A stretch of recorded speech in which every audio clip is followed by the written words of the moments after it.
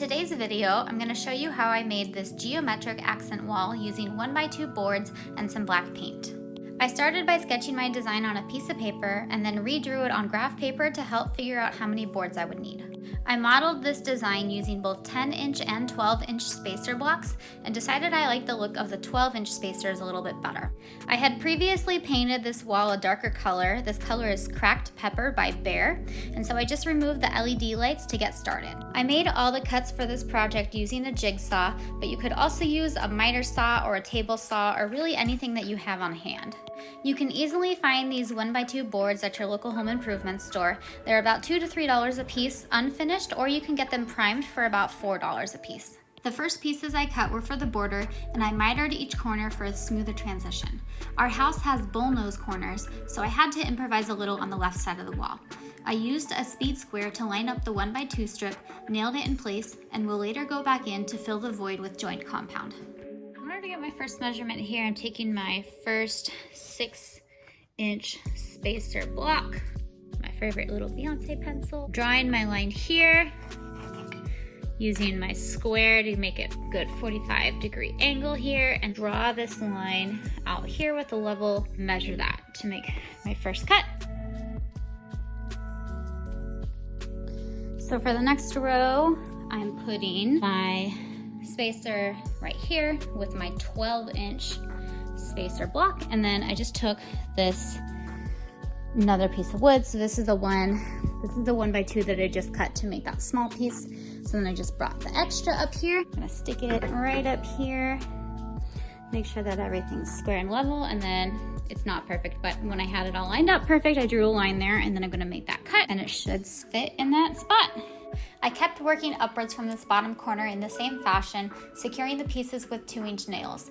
I dry fit the pieces once I got to a change in the pattern to decide where I wanted to put the next piece. Since I didn't want to make a mess in the house on top of the carpet, I took each piece downstairs to make the cuts in the garage. It took so many trips up and down the stairs, my legs were so tired by the end of the day, but it was totally worth it. I used a pre-mixed joint compound to fill in the gap left by the bullnose corners. After the first coat was dry, there were just a few spots that weren't even, so I added a second coat.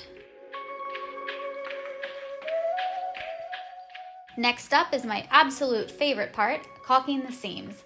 It's definitely time consuming, but as I've said before, it's totally worth it to get a professional finished look.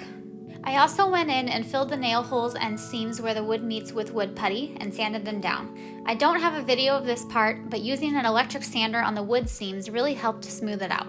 Since there is a bit of texture on this wall, not every wood piece sits perfectly flat. I've seen some people put MDF on the wall behind the wood strips, but since I'd already painted the wall and the texture was fairly smooth, I chose to skip this step. If we had super bumpy walls like an orange peel texture or something, I probably would have smoothed it out first. But I really like how this ended up, and I was able to save a few dollars by not adding the MDF. I painted the wall with 2 coats of Cracked Pepper by Bear. It's not a super dark black color, it's more like a deep gray. I chose not to go with primed 1x2 boards since I knew with this darker color I was going to need 2 coats of paint anyways. If you're using a lighter color, starting with primed MDF boards might help you cut down on painting time. On the left side where I added the 1x2 board on the bullnose corner, I painted the front part of the board black and the left side the same color as the adjacent wall. So if you're looking at the wall from the opposite side, you won't see any of the dark color wrap around. You might also notice in this shot that some spots are looking a little shiny. Such a rookie mistake on my part. I didn't double check the finish on the wall before I started. I had previously painted the wall with a matte finish, and when I bought more paint for this project, I bought an eggshell finish. Not that big of a deal, I just had to repaint over the previous finish to make sure that it matched. And since it was already a dark color, it didn't take too much extra paint. But learn from this to double check your finishes before starting any paint job where you need to match something. The last thing I did was cut the corner off of the outlet plate to fit back in place.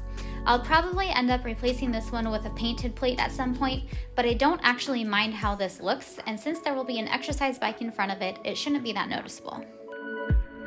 Here's how the final wall turned out, and I think this is the perfect accent wall to finish our gym glow up. Make sure you hit that subscribe button, and I'll see you in the next video.